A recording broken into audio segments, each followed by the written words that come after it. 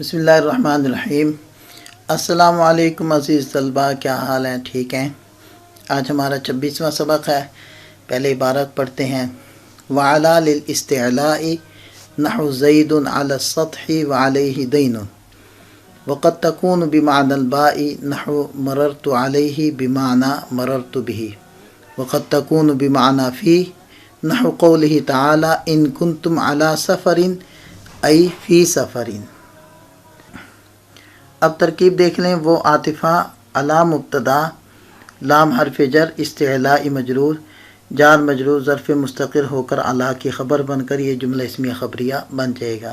نحو مضاف، زید مبتدا، علی السطح یہ جار مجرور ظرف مستقر ہو کر زید کی خبر مبتدا خبر جملہ اسمیہ خبریہ ہو کر معطوف علیہ، وہ حرف عطف علیہ یہ ظرف مستقر ہو کر خبر مقدم، دین مبتدائے مؤخر مبتدا خبر جملہ اسمیہ خبریہ ہو کر معطوف علیہ معطوف مل کر نحو کا مضاف علیہ ہو کر مثال ہو کی خبر بن کر جملہ اسمیہ خبریہ ہو جائے گا۔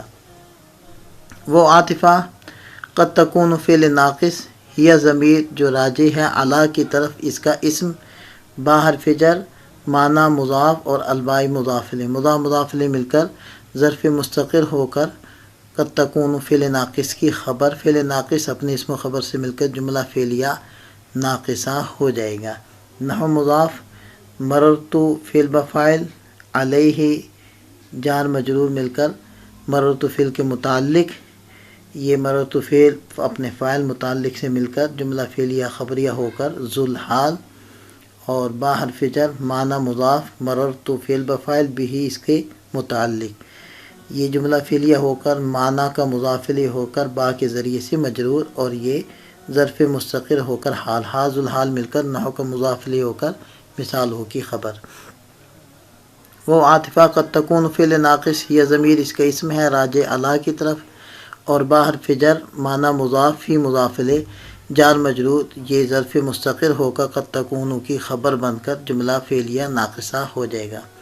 نحو مضاف، قول مضاف الیہ مضاف ہو ضمیر ذو الحال تعالی حال ذو الحال سے مل کر قول کا مضاف الیہ ہو کر اصطلاحی قول بن جائے گا، اور ان حرف شرط ہے، کنتم فعل ناقص، تم ضمیر اس کا اسم، علی حرف جر اور سفرین مجرور، جار مجرور مفسر ای حرف تفسیر، اور فی سفرین یہ جار مجرور اس کی تفسیر بن جائے گی، مفسر تفسیر سے مل کر ظروف کے متعلق ہو کر یہ کنتم فعل ناقص کی خبر بن کر جملہ فعلیہ ناقصہ ہو کر ان کی وجہ سے بن جائے گی شرط۔ جزا اس کی بعد میں آ رہی ہے، قرآن کریم میں جو آیت مبارکہ ہے اس کے بعد وہ اس کی جزا ہے، شرط جزا سے مل کر جملہ شرطیہ جزائیہ ہو کر یہ بن جائے گا مقولہ، قول مقولہ سے مل کر نحو کا مضاف الیہ ہو کر مثال ہو کی خبر، اور یہ جملہ اسمیہ خبریہ ہو جائے گا۔ دیکھ لیں۔ اور اعلیٰ استعلاء یعنی بلندی کے حصول کو بتانے کے لیے آتا ہے، جیسے زید چھت پر ہے اور اس کے اوپر قرضہ سوار ہے۔ اعلیٰ کبھی با کے معنی میں بھی آتا ہے، جیسے مررت علیہ، یہ مررت بھی کے معنی میں ہے، یعنی میں اس کے پاس سے گزرا۔ اور اعلیٰ کبھی فی کے معنی میں بھی آتا ہے، جیسے اللہ تعالیٰ کے ارشاد ان کنتم علی سفرین یعنی فی سفرین، کہ اگر تم سفر میں ہو، تو فی والے معنی ہم کریں گے۔ استعلاء باب استفعال کا مصدر ہے، جس کا معنی ہوتا ہے بلندی کو طلب کرنا۔ اعلیٰ اس معنی کو بیان کرنے کے لیے آتا ہے، میرے ماقبل کو میرے مدخول پر بلندی حاصل ہے۔ اب یہ بلندی کبھی تو حقیقی ہوتی ہے، جیسے اس پہلی مثال میں کہ زید چھت پر بلند ہوا، تو یہ بلندی حقیقی ہے، اور کبھی یہ بلندی مجازی ہوتی ہے، غیر حقیقی ہوتی ہے، جیسے علیہ دینن، اس کے اوپر قرضہ سوار ہوا یا بلند ہوا، تو یہ قرضے کا کسی کے اوپر سوار ہونا یا بلند ہونا یہ ایک مجازی یا معنوی بلندی ہے، حقیقی نظر میں آنے والی بلندی نہیں ہے۔